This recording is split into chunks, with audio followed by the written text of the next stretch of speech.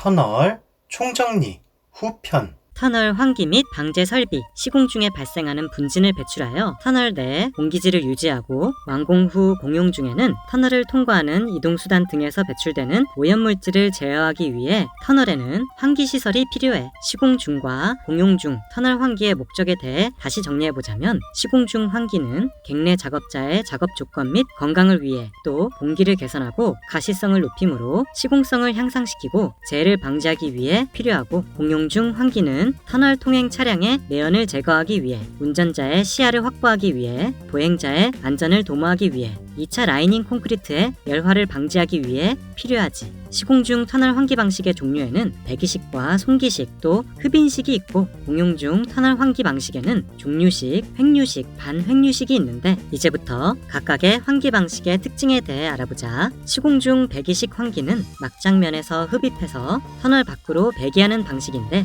공사 진척에 따라 송풍관만 연장하면 되고, 유지보수도 용이하여 편리하지만 공사 도중 송풍기 규격 변경이 매우 어렵고, 객내 배출가스가 막장 방향으로 계속 흘러들어가서 막장면의 공기가 좋지 못하다는 단점이 있는 방식이야. 시공 중 송기식 환기는 송풍기로 객내에 바깥 공기를 송기하는 방식인데, 바깥 공기를 막장 부분에 직접 송기를 해주니 막장면의 공기는 좋고, 배기식과 마찬가지로 유지보수도 용이한 방법이기는 하지만, 막장면에 있던 오염 공기가 다른 지역으로 밀려나서 이동하므로 막장면을 제외한 다른 지역의 공기질이 좋지 못하다는 단점이 있어. 또 시공 중 흡인식은 중간중간에 흡입구로 객내 공기를 흡입해서 바깥으로 배출하는 방식인데, 필요한 송풍기의 크기가 소규모라 경제적이기는 하지만, 오염 공기를 배출하는 과정에서 중간에 오염 공기가 새는 현상, 즉 누풍이 크며 특정 송풍기가 고장이 나면 인접 송풍기에 부담이 커진다는 단점이 있어. 이제 터널 완공 후에 공용 중 환기 방식에 대해서 알아보자면, 공용 중 종류식 환기 방식은 제트팬이나 종방향 수직 송풍기를 이용해 승합을 시켜서 터널 내 공기가 순환하게 만드는 방식으로, 유지관리 비용은 비교적 작으나 소음이 다소 많이 발생한다는 단점이 있어.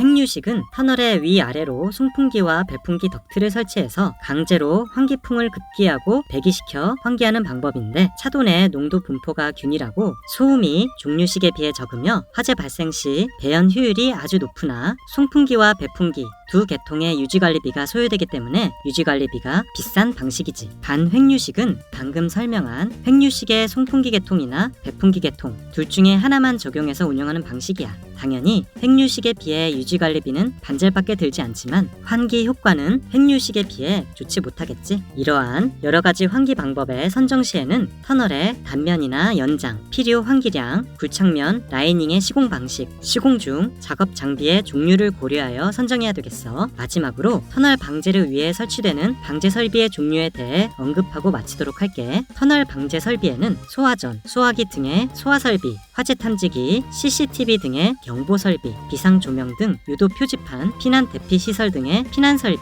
비상 발전, 우정전, 전원 설비 등의 비상 전원 설비가 있으니 참고해보자. 터널 갱구부. 터널 갱구부는 일반적으로 갱문 구조물의 배면에서부터 터널 직경에 1.5배의 토피고가 확보되는 범위까지로 정의되는데, 갱구부는 터널 본선부와 다르게 지형, 기상, 입지 조건, 근접 시설물 등 외적 조건에 크게 영향을 받기 때문에 이를 고려해서 구조 및 시공법을 선정해야 돼. 오늘은 이 터널 갱구부에 대해서 알아보도록 하자. 먼저 터널 갱구부의 전방에는 갱문이 있는데, 갱구부의 안정을 위해서는 터널 계획을 세울 때 이 갱문의 위치를 잡는 것이 아주 중요해. 이 갱문의 위치 선정 시 고려해야 할 사항에 대해서 설명하자면, 갱문의 위치는 지형의 횡 단면이 터널 축선에 대해 가급적 대칭이 되는 위치로 편토합을 받지 않는 지형이어야 하고, 갱문이 설치되는 위치에 늪이나 시냇물이 교차하지 않는 것이 좋은데, 불가피할 경우에는 충분한 배수 시설물을 두어야 하며, 갱문 부근에 계획될 터널의 유지관리 시설의 배치에 대해서도 미리 고려해야 하지. 갱문의 형식은 크게 면벽형과 돌출형으로 나눌 수 있는데, 면벽형 갱문은 시공이 용이하고 되메우기 작업이 불필요하며, 터널 상부 지표수에 대한 배수 처리가 용이하고 안정감이 있는 대신 인위적인 구조물 설치가 필요하기 때문에 위압감이 들고 주변 경관과 조화가 되기 어렵다는 단점이 있지. 또 돌출형 갱문은 터널 터널 진입 시 위압감이 적고 주변 지형과 조화를 이루고 미관이 수려한 대신 갱구부에 개착 터널을 시공해야 하고 갱구부 터널 상부에 인위적인 토공이 필요하며 터널 상부 지표수에 대한 배수 처리가 까다롭다는 단점이 있지. 또한 이 돌출형 갱문의 세부적인 형식에는 파라페트식, 돌출식, 원형 절개식, 벨 마우스식 갱문이 있다는 것을 참고해보자. 또 갱구부 비탈면이 침식에 약한 토질이거나 랜드 슬라이딩에 이력이 있거나 불안정한 상태에 있는 집안이거나 풍화가 급격히 진행된 암석이거나 지하 수위가 높고 용출수가 많거나 기타 기존 구조물과 터널에 나쁜 영향을 미칠 것으로 예상되는 경우 상황에 따라 적절한 비탈면 보강 및 보호 대책을 세워야 하는데 갱구 비탈면의 집안 저항력을 증가시키는 보강 대책에는 활동 토괴를 관통해서 말뚝을 지지층까지 설치하므로 활동 하중을 기반함으로 전달하는 억지 말뚝 보강재를 집안 내에 조밀한 간격으로 삽입하므로 원집안의 전체적인 전단 저항력을 증가시킬 수 있는 소일 네일링, 원집안 천공 후 FRP 보강재 내에 시멘트 밀크를 주입하므로 집안을 고결시켜 원집안의 전단 강도 증대와 보강재에 의한 네일링 효과를 동시에 얻을 수 있는 FRP 보강공이 있어. 또 자연적 원인에 의해 비탈면의 안정성이 감소되지 않도록 보호하는 보호 대책에는 식생공과 구조물 공이 있는데 식생공에는 시드 스프레이공, 식생 매트공, 식생 줄대공이 있고 구조물 공에는 콘크리트 블록 벽자공, 몰타르 뿜칠공, 블록 붙임공, 돌 붙임공, 콘크리트 블록 및 돌 쌓기공, 웅벽공, 비탈면 앵커공, 매트공, 편책공이 있겠어. 이에 대한 사항은 예전 비탈면 보호공 강의에서도 다뤘었지. 더 자세한 사항은 링크를 걸어둘 테니 복습해보자. 마지막으로 갱구부 지보 형식 선정 시에는 터널 일반부와는 달리 가급적 강한 지보 구조 설치를 기본으로 설계해야 하는데 그 이유는 갱구부는 토피가 적어서 적당한 그랜드 아치가 형성되기 힘들고 원집안이 갖는 강도를 효과적으로 이용하기 힘들며 모든 토피 하중이 지보공이나 라이닝에 투합으로 작용할 때가 있어서 지보공의 부담이 아주 크기 때문이라는 것을 기억해두자. 쉴드 TBM TBM이란 자동화된 원형 터널 굴착 장비로 터널 전 단면을 동시에 굴착하는 공법이야. 이 터널 굴착 공법은 안반 자체를 지보재로 활용하는 공법이라서 나툼 공법과 달리 쇼크리트, 락볼트, 강지보재 등 보조지보재 사용을 대폭 줄일 수 있고 여굴 발생도 거의 없는 공법이지. 통상 TBM이라는 용어와 쉴드라는 용어를 혼용해서 쓰는 경우가 많은데 TBM은 터널 보링 머신, 즉 터널을 굴착하고 버력을 처리하는 장비를 뜻하고 TBM은 굴착 토질에 따라 안반 지역을 지남으로 지보가 따로 없는 하드락 TBM이라고도 불리는 오픈 TBM과 연약 집안에서도 세그먼트로 복공, 즉 라이닝을 하며 터널을 형성할 수 있는 쉴드 TBM으로 나눌 수 있는데 이렇듯 쉴드 TBM이란 굴착 작업뿐만 아니라 세그먼트를 이용한 복공 작업을 동시에 수행하며 불진하는 기계를 말해. 쉴드 TBM의 구조를 살펴보면 크게 전면부는 굴착을 진행하는 굴착 비트, 몸통부에는 세그먼트 조립 장치와 추진 장치, 꼬리부에는 버력 처리 장치가 있다는 것 정도는 기억해두자. 그럼 쉴드 TBM의 막장 안정 원리와 막장 안정 방법에 따른 분류를 설명해보자면 쉴드 TBM은 굴착 전 토합과 수압이 균형을 이루고 있는 원집안을 굴착 비트로 굴착하고 굴착된 후 터널의 내부로 작용하는 토합과 수압을 지탱하며 나아가는 원리인데 쉴드 TBM 주변 집안의 압력은 쉴드 장비 자체의 원통이 지보재 역할을 하며 붕괴를 방지하고 막장 전방은 이수압이나 굴착 토합을 이용하여 안정시키게 되는데 여기서 이수압을 활용하여 막장을 안정시키는 방법을 이수가압식, 굴착 토합을 활용하여 막장을 안정시키는 방법을 토합식이라고 해. 이수가압식 쉴드 TBM은 해저 등 수압이 높은 곳에 적용하는 방식으로 연약 집안을 포함한 함수비가 큰 집안에서도 안전하고 집안에 주는 영향이 미미하여 구조물과 근접 시공 시에도 유리하며 굴착토를 이수와 섞어 유체 수송함으로 배토가 빠르고 용이한 방식이지만 이수 처리 설비를 위한 대규모 시설물이 필요하고 또 이 대규모 시설물을 건설하기 위한 부지도 필요하지. 또 공법 선정 시 이수 처리 비용이 비교적 고가라는 것도 감안해야 돼. 토합식은 굴착토를 스크류 컨베이어를 통해 적정하게 배출하고 막장면의 토합을 일정하게 유지하며 나아가는 방식인데 연약 집안이나 모래층, 자갈층 등 다양한 입경의 토질에 적합한 타입이라고 할 수 있겠어. 이 공법은 굴착토를 확인할 수가 있어서 집안 상태 판단이 비교적 용이하고 이수가압식에 필요했던 이수 처리 시설이 불필요하며 굴착토의 처리가 이수가압식에 비해 비교적 용이하지만 소성 유동성이 작은 토질에서는 첨가제가 필요하고 구조물 근접 시공 시 상대적으로 불리하며 고결 점토나 고결 실드층의 경우 굴착 효율이 저하된다고 해. 쉴드 TBM 공법의 시공 순서에 대해서 간략히 알아보자면 먼저 추진 설비, 반력벽을 포함한 작업구를 시공하고 장비를 투입 및 조립하여 초기 굴진을 준비한 뒤 초기 굴진, 봉굴진, 도달 굴진을 통해 굴착 및 복공을 실시하고 도달구를 관통한 후에는 장비를 분해 및 인양함으로 굴착을 마치게 되지. 쉴드 공법의 장점과 단점에 대해 정리해보자면, 먼저 장점으로 쉴드 공법은 작업 속도가 빠른 편이고 굴착 시 소음과 진동이 극히 적으며 여굴 발생도 적고 교통에 영향도 없으며 쉴드 장비 자체로 굴착면을 지탱하므로 집안 이완이 최소화되고 굴착 단면이 원형 단면이라 안정성도 높은 편이지. 단점은 쉴드 장비와 관련 설비가 필요하므로 초기 투자비가 큰 편이고 납품에 비해 적용 집안의 범위가 한정되어 있으며 급 곡선부나 부피가 얇은 터널의 경우 시공이 곤란하고 굴착 단면이 원형으로 제한되어 있으며 기계 조작 전문 인력이 필수적으로 필요하다는 점을 들 수 있겠어. 마지막으로 쉴드 TBM 공법 시공 시 주의사항을 정리해보자. 먼저 암석 시료 시험 성과를 분석해서 굴착 암질을 정확히 파악해야 하고 분석된 암질에 따라 커터 헤드를 적정하게 결정해야 하며 쉴드 장비에 침하가 일어나지 않도록 굴착 암질을 선제적으로 파악하고 이에 따른 적정한 굴착 속도와 강도로 굴착을 진행해야 함을 기억해보자. 세미쉴드, TBE, RBM, 메사 공법. 오늘은 지난 시간에 배운 쉴드 TBM 공법과 비교될 수 있는 세미쉴드, TBE, RBM, 메사 공법에 대해 각각 알아보는 시간을 갖도록 해보자. 먼저 세미쉴드라고도 불리는 파이프 제킹 공법에 대해 알아보자. 이 공법은 쉴드 TBM 공법과 달리 세그먼트 조립 과정이 없고 발진구에서 파이프를 계속 추가하여 기 설치된 파이프 전체를 밀면서 추진하는 공법이야. 따라서 프리캐스트 콘크리트 파이프 직경의 한계 때문에 소단면 터널에 적합하고 또 기 설치된 파이프 전체를 밀고 나가야 하기 때문에 마찰력이 갈수록 크게 걸리므로 단거리 공사에 주로 적용되는 공법이지. 다음은 터널 보링, 은라징 머신의 약자인 TBE 공법에 대해 알아보자면, 터널 굴진 시에 소단면에 파일럿갱을 선진 도갱으로 굴착하고 이후에 TBE라고 하는 확대 굴착기가 따라가며 필요한 단면까지 굴착하는 방법이야.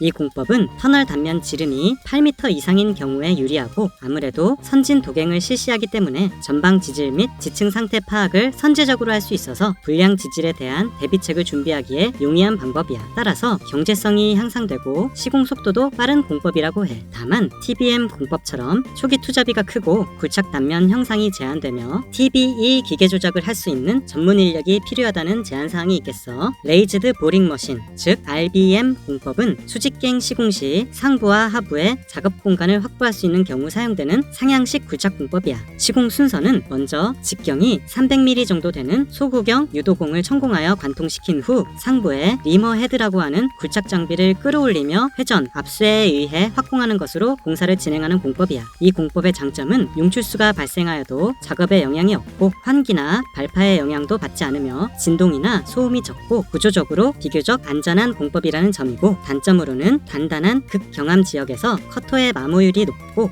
유도공이 편향되었을 때 수직도에 오차가 발생하는데 그 오차를 줄이는 것이 힘들며 이 때문에 고도의 기술력과 경험을 요구하는 공법이라는 점을 들 수 있지. 마지막으로 메사 쉴드 공법은 터널 상부에 토피고가 작은 토사 및 풍화토 구간에 적용되는 공법으로 갱구부에서 굴착 단면 규격으로 강지보를 설치하고 지보공의 상부와 측면 바깥쪽에 메사 플레이트라는 강널판을 배열시킨 후 굴진 작업 시 유압잭을 사용하여 이 메사 플레이트를 한 매 한 매씩 막장으로 관입시키며 막장 굴착을 시행하는 공법이야. 이 공법의 한 사이클은 메사 플레이트를 추진하고 막장을 굴착한 뒤 막장 마기를 설치하고 굴착한 구간에 지보공을 설치한 후 다시 메사 플레이트를 추진시키는 과정으로 구성되고, 이 과정을 반복해서 굴착해 나가는 공법이 메사 쉴드 공법이 되겠어. 물론 이 공법으로 굴착을 완료한 후에는 방수공과 라이닝으로 박스 구조물을 타설하여 마무리해야 한다는 것도 참고해두자. 이 공법을 주로 사용하는 용도는 전력구나 통신구 공사, 지하 연결 통로 박스, 도로 하부를 통과하는 지하차도나 지하보도, 기타 지중 관로공에 주로 사용되는데, 이 공법의 특징은 목적 구조물의 단면에 대응성이 우수하여 도심지 구조물 근접 공사 시 구조물에 영향을 미치지 않고 안전 시공이 가능한 공법이고, 발진구에 필요 면적이 적어서 많은 공간을 할애할 수 없는 도심지 복잡 구간에서도 적용성이 높으며 무진동, 무소음 공법으로 민원 유발 요인이 거의 없고, 또 기계 및 메사 강판의 반복 사용이 가능하며 곡선부 및 90도의 굴절 시공 사용도 가능하고 이 공법을 위한 특별한 기술이 필요치 않은 것도 장점이라고 할 수 있겠어. 다만 유압잭 및 메사플레이트의 추진에 적합한 집안은 벤치가 30 이하의 토사층이라 견고한 안반 집안에 적용하기에는 효율이 떨어지는 공법이라고 할 수 있으니 기억해두자. 개착 공법, 침매 공법, 잠암 공법. 오늘은 지금까지 소개했던 터널 공법 이외에 특수 터널 공법인 개착 공법과 침매 공법, 잠암 공법에 대해 간단히 알아보도록 하자. 먼저 개착 공법은 오픈컷 공법이라고도 하는데 주로 지하철 공사에서 표준적으로 적용하는 공법으로 지상으로부터 굴착해서 그 속에 터널 본체를 구축한 후 되매움에서 원상태로 복구시키는 공법이야. 평탄한 지형에서 얕은 터널을 구축하는 경우에 주로 적용하는 공법이지. 이 공법의 시공 순서에 대해서 알아보자면 필요시 강날 말뚝 등으로 차수와 흙막이를 실시하고 또 필요한 경우 공사 중에는 노면에 차도판을 부설한 후에 차도판 밑으로 굴착 및 거푸집 작업을 실시하고 터널 박스 콘크리트를 타설한 뒤 매립하고 강날 말뚝을 제거하는 방법으로 진행되지. 이 공법은 굴착 깊이가 극단적으로 깊은 경우를 제외하고는 타 공법 대비 시공성, 경제성, 안정성이 높은 공법이고 지중해 기존 매설물을 쉽게 확인할 수 있어서 상황 변화에 신속한 대처가 가능하지. 또 현장 작업 공간이 비교적 명확히 드러나므로 공정 관리가 용이한 공법이기도 해. 다음으로 침매 공법은 하저 또는 해저 밑에 터널을 시공해야 하는 경우 적용할 수 있는 공법으로 터널 일부를 케이슨 모양으로 육상에서 제작해서 이것을 물에 띄워서 침설 장소까지 예인한 후에 침설 장소에 도착하면 물속으로 침설시켜서 기 설치된 부분과 연결하고 되매우기를 한 후에 케이슨 속에 물을 빼므로 터널을 완성하는 공법이야. 이 공법의 장점은 단면 형상이 자유로운 편이고 매우 깊은 수심에서도 시공이 가능하며 지상에서 터널 구조물을 제작하므로 터널 본체의 품질이 좋고 공기도 단축시킬 수 있어. 또 수중에서 설치하므로 터널 구조물 자중이 작은 편이라 연약지반 상에서도 시공이 가능하지. 다만 유수가 빠른 곳에서는 침설 작업이 곤란하고 협소한 장소나 항행 선박이 많은 곳에서는 장애 요소가 많아서 시공이 난해하며 물 밑에 암초가 있는 경우에는 터널을 놓기 위한 트렌치 굴착이 곤란하다는 단점이 있다는 것도 기억해두자. 마지막으로 잠암 공법, 즉 누메틱 케이슨 메소드는 하부에 잠암 작업실이 있는 터널 구조물을 만들고 그 구조물을 소정의 위치에 운반하고 침하시킨 후에 압축 공기를 잠암 작업실로 보내 작업실 내 기압을 높여서 외부로부터의 침수를 막고 그렇게 만들어진 공간에서 굴착 작업을 실시해 나가므로 터널 구조물을 침하시켜서 하저 터널을 축조하는 공법이야. 이 공법은 기초편에서도 배운 누메틱 케이슨 공법과 같은 원리의 공법이라 장점과 단점이 동일하지. 참고를 할 수 있도록 기초편에 누메틱 케이슨 공법 강의에 링크를 걸어둘게. 흔한 방법은 아니지만 이 공법을 활용하여 터널도 시공할 수 있음을 참고해보자. 터널의 파괴. 터널이 굴착되는 집안은 굴착으로 인한 응력 변화, 지표 함몰, 인접 구조물의 영향 등으로 인한 거동을 하게 되고 이 거동에 대한 대처가 지연되면 막장 자립성, 지보재의 안정에 직접적인 영향을 미치게 되며 경우에 따라서는 터널의 파괴로 진행될 수 있어. 오늘은 이 터널의 파괴에 대해서 알아보도록 하자. 먼저 터널의 굴착 구간별 붕괴 위험도를 살펴보자면 다음의 그래프와 같이 B 구간에 해당하는 막장면의 붕괴 위험이 가장 높으며 C 구간에 해당하는 1차 지보재인 쇼크리트 타설 후 보강을 실시하지 못한 부분이 그 다음으로 위험도가 높다는 것을 알 수 있고 또한 D 구간인 지보 링 폐합이 완료된 구간에서도 위험도가 0이 아님을 알 수 있지. 그럼 먼저 각각의 위치에서 터널이 파괴되는 유형과 원인에 대해서 간단히 알아보자. 먼저 굴진 중 막장 파괴가 되는 유형과 원인에는 벤치컷 진행 시 벤치부 안반 불연속면의 진행에 의해 벤치부가 미끄러지듯 무너져서 발생하는 벤치부 파괴, 천장부 안반 전리면을 따라 블록화된 안반이 쐐기형으로 파괴되는 천장부 파괴, 또 막장부 불연속면에 의해 국부적으로 막장이 탈락하는 막장부 파괴, 무지보 구간의 집안이 자립력이 부족해서 막장면 전체가 북락하는 전막장 파괴, 집안 연약대가 터널 굴진 방향과 수직되게 발달되어 있을 때 그 수직 연약대를 따라서 파괴되어 밀려오는 연약대 파괴, 또 토피고가 얇은 경우 표토층, 즉 지표가 함몰되며 막장으로 무너져 들어오는 표토층 함몰이 있으니 참고해보자. 다음으로 1차 지보재, 즉 쇼크리트가 타설된 전방 구간에서 파괴가 되는 유형에 대해 알아보자면 벤치컷으로 상반 굴착 후 쇼크리트를 타설한 상반 구간에서 상부지보 측벽을 지지하는 집안의 지지력이 부족할 때 심화가 발생할 수 있고 터널 주변 집안의 치갑으로 바닥부에 부푸름 현상이 발생할 수 있으며 그 치갑의 정도가 높으면 1차 지보가 다음과 같이 파괴될 수도 있어. 이 파괴들의 공통적인 원인으로는 무지보 상태에서 적절한 보강 시기를 놓쳤거나 쇼크리트 타설 두께 설계 시 치갑과 응력 집중을 고려하지 못했을 있을 경우 또 예상치 못한 지하수의 유출을 꼽을 수 있겠어. 1차 지보 링 폐합이 완료된 후방 구간에서 파괴가 일어나는 유형은 단층대 등의 활동에 의해 파괴되는 전단 파괴, 작용하는 압축 응력에 비해 쇼크리트의 두께가 부족할 경우 발생하는 압축 파괴, 주로 과대한 수압으로 인해 발생하는 형태인 휨 응력 파괴,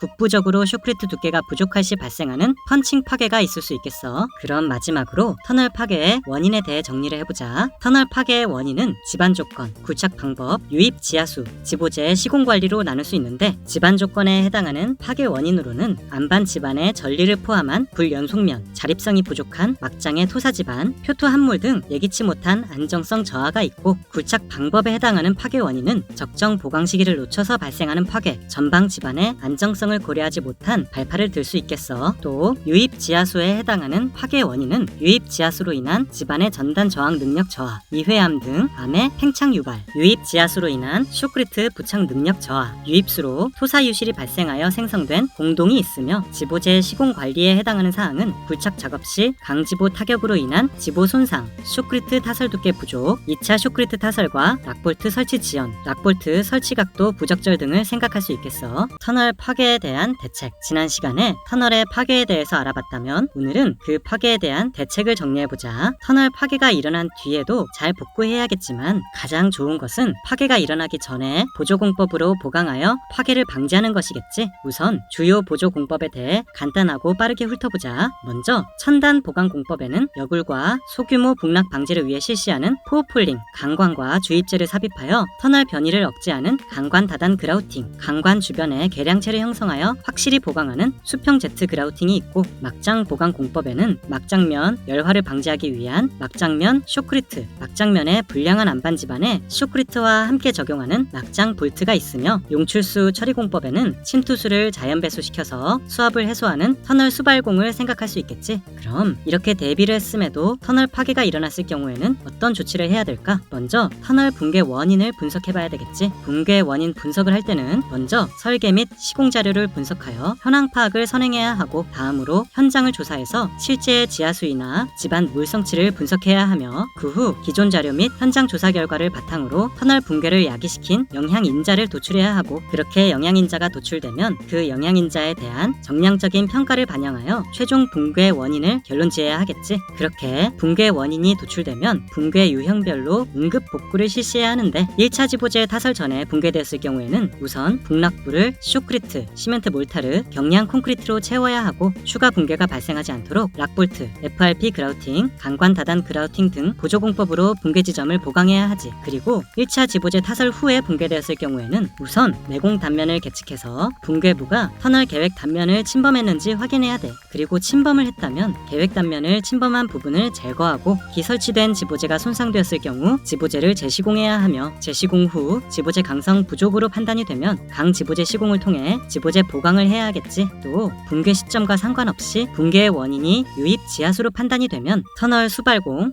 딥웰 공법, 웰 포인트 공법 등을 통해 유입 지하수를 배제할 수 있는 공법을 선행하고 후속 복구 조치를 해야 돼. 마지막으로 북락이 발생한 구간을 안전하게 통과하기 위한 방안은 북락 원인을 파악하여 원인에 대응할 수 있는 강화된 지보 패턴과 쇼크리트 두께, 추가 보강 공법을 적용하고, 북락 이전에 발파를 통한 굴진을 진행하고 있었다면 북락 구간에서는 기계식 굴착으로 굴착 방법을 변경해야 함을 참고해두자. 그럼 오늘은 이만 끝!